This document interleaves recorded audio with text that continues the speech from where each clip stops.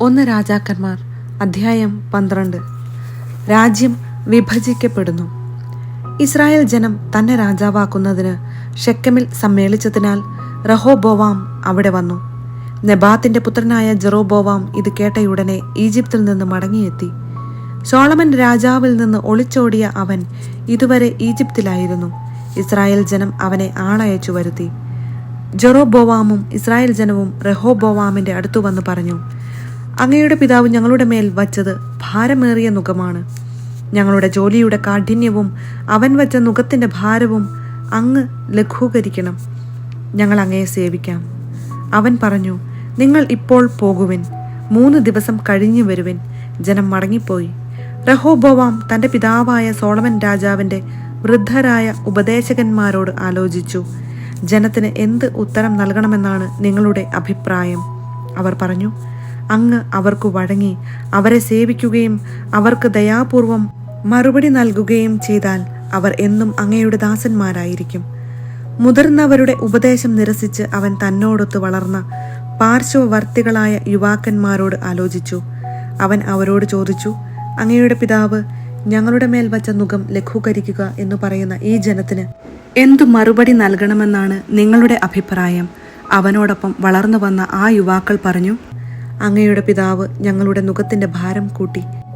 അങ്ങ് അത് കുറച്ചു തരണം എന്നു പറഞ്ഞ ഈ ജനത്തോട് പറയുക, എന്റെ ചെറുവിരൽ എന്റെ പിതാവിന്റെ അരക്കെട്ടിനേക്കാൾ മുഴുപ്പുള്ളതാണ്.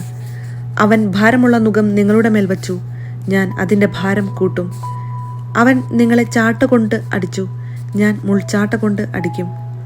രാജാവിന്റെ നിർദ്ദേശമനുസരിച്ച് ജെറോബോവാമും ജനവും 3-ാം ദിവസം റഹോബോവാമിന്റെ അടുക്കൽ വന്നു. മുതിർന്നവർ നൽകിയ ഉപദേശം അവഗണിച്ച് രാജാവ് ജനത്തോട് പരുഷമായി സംസാരിച്ചു. യുവാക്കളുടെ ഉപദേശമനുസരിച്ച് അവൻ പറഞ്ഞു, എന്റെ പിതാവ് നിങ്ങളുടെ മേൽ ഭാരമുള്ള നുകം വച്ചു, ഞാൻ അതിന്റെ ഭാരം കൂട്ടും. എന്റെ പിതാവ് നിങ്ങളെ ചാട്ടകൊണ്ട് അടിച്ചു, ഞാൻ മുൾച്ചാട്ട കൊണ്ട് അടിക്കും. രാജാവ് ജനത്തിന്റെ അപേക്ഷ കേട്ടില്ല. നെബാത്തിന്റെ മകനായ ജെറോബോവാമിനോട് ശീലോന്യനായ അഹിയ മുഖേന ദൈവമായ കർത്താവ് അരുളി ചെയ്തത് നിറവേറുന്നതിനാണ് ഇപ്രകാരം സംഭവിക്കാൻ അവിടുന്ന് ഇടയാക്കിയത്. രാജാവ് തങ്ങളുടെ അപേക്ഷ സ്വീകരിച്ചില്ല എന്നു കണ്ട് ജനം പറഞ്ഞു, ദാവീദുമായി ഞങ്ങൾക്ക് എന്തു ബന്ധം? ജസ്സയുടെ പുത്രനിൽ ഞങ്ങൾക്കെന്ത് അവകാശം? ഇസ്രായേലെ, കൂടാരങ്ങളിലേക്ക് മടങ്ങുക. ദാവീദേ, നീ നിന്റെ കുടുംബം നോക്കിക്കൊള്ളുക. അനന്തരം ഇസ്രായേൽ ജനം തങ്ങളുടെ കൂടാരങ്ങളിലേക്ക് മടങ്ങി. റഹോബോവാം യൂദാ നഗരങ്ങളിൽ വസിച്ചിരുന്ന ഇസ്രായേൽ ജനത്തിന്റെ മേൽ വാഴ്ച നടത്തി. അവൻ അടിമവേലകളുടെ മേൽനോട്ടക്കാരനായ അദോറാമിനെ ഇസ്രായേലിലേക്ക് അയച്ചു. ഇസ്രായേൽ ജനം അവനെ കല്ലെറിഞ്ഞു കൊന്നു. ജെറുസലേമിലേക്ക് പലായനം ചെയ്യാൻ റഹോബോവാം രാജാവ് അതിവേഗം തന്റെ രഥത്തിൽ കയറി. അങ്ങനെ ഇസ്രായേൽ ദാവീദിന്റെ ഭവനത്തോട് ഇന്നും കലഹത്തിലാണ്. ജെറോബോവാം മടങ്ങി വന്നെന്ന് കേട്ടപ്പോൾ ഇസ്രായേൽ ജനം ഒരുമിച്ച് കൂടി അവനെ വരുത്തി ഇസ്രായേലിന്റെ രാജാവാക്കി. യൂദായുടെ ഗോത്രം ഒഴികെ മറ്റൊന്നും ദാവീദിന്റെ ഭവനത്തെ അനുഗമിച്ചില്ല. സോളമന്റെ പുത്രൻ റഹോബോവാം ജെറുസലേമിൽ നിന്ന് ഇസ്രായേലിനോട് യുദ്ധം ചെയ്ത് രാജ്യം വീണ്ടെടുക്കാൻ യൂദായുടെയും ബെഞ്ചമിന്റെയും ഗോത്രങ്ങളിൽ നിന്ന് യുദ്ധവീരന്മാരായ 1,80,000 പേരെ ശേഖരിച്ചു. എന്നാൽ പ്രവാചകനായ ഷെമായായോട് ദൈവം അരുളി ചെയ്തു, യൂദായിലെ രാജാവും സോളമന്റെ മകനുമായ റഹോബോവാമിനോടും യൂദായുടെയും ബെഞ്ചമിന്റെയും ഭവനങ്ങളോടും മറ്റു ജനത്തോടും പറയുക, കർത്താവ് അരുളി ചെയ്യുന്നു, നിങ്ങൾ മുൻപോട്ട് പോകരുത്. നിങ്ങളുടെ സഹോദരരായ ഇസ്രായേൽ ജനത്തോട് യുദ്ധം ചെയ്യരുത്. വീടുകളിലേക്ക് മടങ്ങുവിൻ.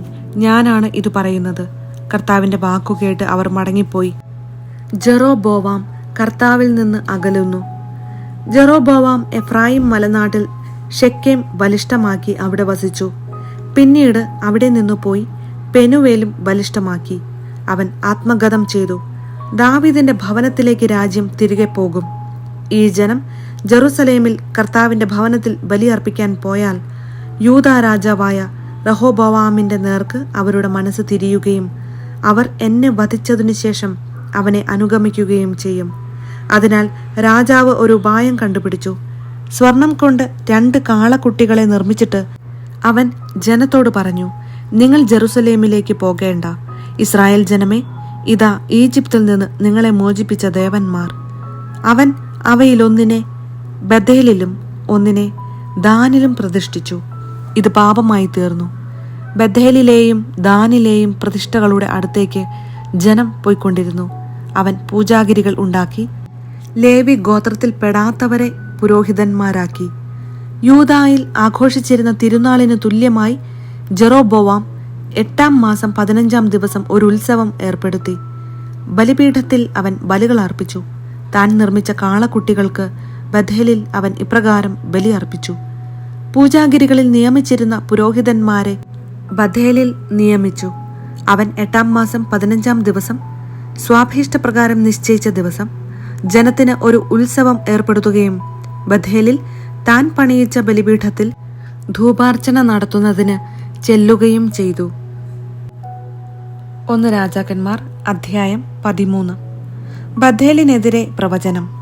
ജെറോബോവാം ധൂപാർപ്പണത്തിന് ബലിപീഠത്തിനരികെ നിൽക്കുമ്പോൾ കർത്താവിന്റെ കൽപ്പനയനുസരിച്ച് ഒരു ദൈവപുരുഷൻ യൂദായിൽ നിന്ന് ബഥേലിൽ വന്നു.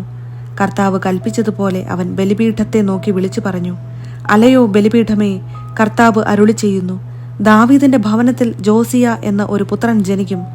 നിന്റെ മേൽ ധൂപാർപ്പണം നടത്തുന്ന പൂജാഗിരിയിലെ പുരോഹിതന്മാരെ അവൻ നിന്റെ മേൽ വച്ച് ബലിയർപ്പിക്കും.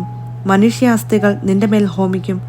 അന്നു തന്നെ ഒരടയാളം കാണിച്ചുകൊണ്ട് അവൻ തുടർന്നു, കർത്താവാണ് സംസാരിച്ചത് എന്നതിന്റെ അടയാളം ഇതാണ്. ഇതാ, ഈ ബലിപീഠം പിളർന്ന് അതിന്മേലുള്ള ചാരം ഊർന്നു വീഴും. ദൈവപുരുഷൻ ബഥേലിലെ ബലിപീഠത്തിനെതിരെ പ്രഖ്യാപിച്ചതു കേട്ട് ജെറോബോവാം പീഠത്തിനരികെ നിന്ന് കൈ നീട്ടിക്കൊണ്ട് അവനെ പിടിക്കാൻ കൽപ്പിച്ചു. അപ്പോൾ അവന്റെ കരം മരവിച്ച് മടക്കാൻ കഴിയാതെയായി. കർത്താവിന്റെ കൽപ്പനയാൽ ദൈവപുരുഷൻ കൊടുത്ത അടയാളമനുസരിച്ച് ബലിപീഠം പിളർന്ന് ചാരം ഊർന്നു വീണു. രാജാവ് അവനോട് പറഞ്ഞു, നിന്റെ ദൈവമായ കർത്താവിനോട് എനിക്ക് വേണ്ടി ദയവായി പ്രാർത്ഥിക്കുക. അവിടുന്ന് എൻ്റെ കരം സുഖപ്പെടുത്തട്ടെ. അവൻ കർത്താവിനോട് പ്രാർത്ഥിച്ചു. രാജാവിൻ്റെ കരം പഴയ പടിയായി. രാജാവ് അവനോട് പറഞ്ഞു, നീ എന്നോട് കൂടെ കൊട്ടാരത്തിൽ വന്ന് സൽക്കാരം സ്വീകരിക്കുക. ഞാൻ നിനക്ക് ഒരു സമ്മാനം തരാം. അവൻ പ്രതിവചിച്ചു, നിന്റെ കൊട്ടാരത്തിൻ്റെ പകുതി തന്നാലും ഞാൻ വരുകയില്ല. ഇവിടെ വച്ച് ഞാൻ ഭക്ഷണപാനീയങ്ങൾ കഴിക്കുകയില്ല. ഭക്ഷണപാനീയങ്ങൾ കഴിക്കുകയോ പോയ വഴി മടങ്ങുകയോ ചെയ്യരുത് എന്ന് കർത്താവ് എന്നോട് കൽപ്പിച്ചിട്ടുണ്ട്. അവൻ ബഥേലിൽ നിന്ന് വന്ന വഴിയല്ലാതെ മറ്റൊരു വഴിക്ക് മടങ്ങിപ്പോയി. അക്കാലത്ത് ബഥേലിൽ ഒരു വൃദ്ധ പ്രവാചകൻ ഉണ്ടായിരുന്നു. അവന്റെ പുത്രന്മാർ വന്ന ദൈവപുരുഷൻ ചെയ്ത കാര്യങ്ങളും രാജാവിനോട് പറഞ്ഞ വിവരങ്ങളും പിതാവിനെ അറിയിച്ചു. അവൻ അവരോട് ചോദിച്ചു, ഏതു വഴിക്കാണ് അവൻ പോയത്? യൂദായിൽ നിന്നുള്ള ദൈവപുരുഷൻ പോയ വഴി പുത്രന്മാർ അവന് കാട്ടിക്കൊടുത്തു. അവൻ അവരോട് പറഞ്ഞു, നിങ്ങൾ കഴുതയ്ക്ക് ജീനിയിടുവിൻ. അവർ ജീനിയിട്ടു. അവൻ കഴുതപ്പുറത്തു കയറി ദൈവപുരുഷൻ പോയ വഴിയെ അവൻ തിരിച്ചു. ഒരു ഓക്കുവൃക്ഷത്തിന്റെ ചുവട്ടിൽ അവൻ ഇരിക്കുന്നത് കണ്ടു ചോദിച്ചു, അങ്ങാണോ യൂദായിൽ നിന്നു വന്ന ദൈവപുരുഷൻ? ഞാൻ തന്നെ. അവൻ പ്രതിവചിച്ചു, അങ്ങ് എന്നോടൊപ്പം വീട്ടിൽ വന്ന് ഭക്ഷണം കഴിക്കുക എന്ന് അവൻ ദൈവപുരുഷനോട് പറഞ്ഞു. അവൻ പ്രതിവചിച്ചു, എനിക്ക് അങ്ങയോടു കൂടെ വരാനോ വീട്ടിൽ കയറാനോ ഇവിടെ വച്ച് ഭക്ഷണപാനീയങ്ങൾ കഴിക്കാനോ പാടില്ല. ഭക്ഷണപാനീയങ്ങൾ കഴിക്കുകയോ പോയ വഴി മടങ്ങുകയോ ചെയ്യരുത് എന്ന് കർത്താവ് എന്നോട് കൽപ്പിച്ചിട്ടുണ്ട്.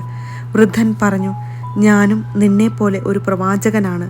ദൂതൻ വഴി കർത്താവ് എന്നോട് കൽപ്പിച്ചിരിക്കുന്നു, ഭക്ഷണം കഴിക്കാൻ അവനെ നീ വീട്ടിൽ കൊണ്ടുവരുക. അവൻ പറഞ്ഞത് വ്യാജമായിരുന്നു. ദൈവപുരുഷൻ അവനോടൊപ്പം വീട്ടിൽ ചെന്ന് ഭക്ഷണപാനീയങ്ങൾ കഴിച്ചു.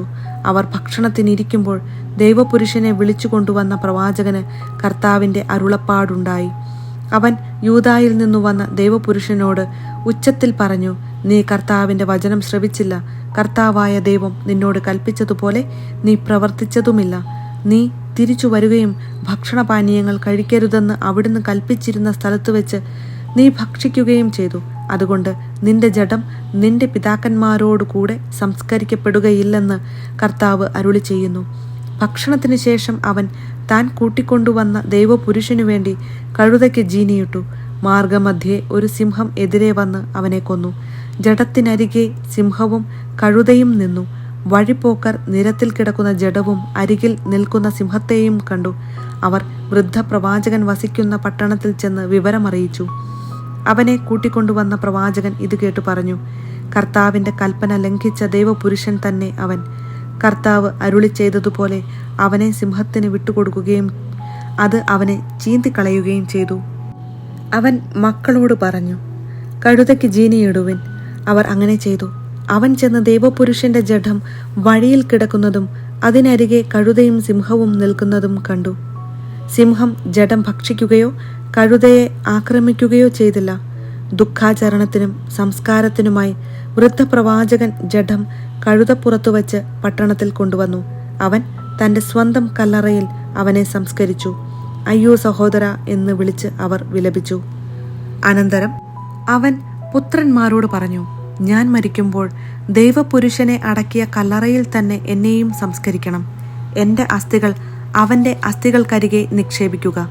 ബഥേലിലെ ബലിപീഠത്തിനും സമരിയായിലെ പട്ടണങ്ങളിലുള്ള പൂജാഗിരികൾക്കും എതിരായി കർത്താവിൻ്റെ കൽപ്പന പോലെ അവൻ പറഞ്ഞ കാര്യങ്ങൾ നിശ്ചയമായും സംഭവിക്കും.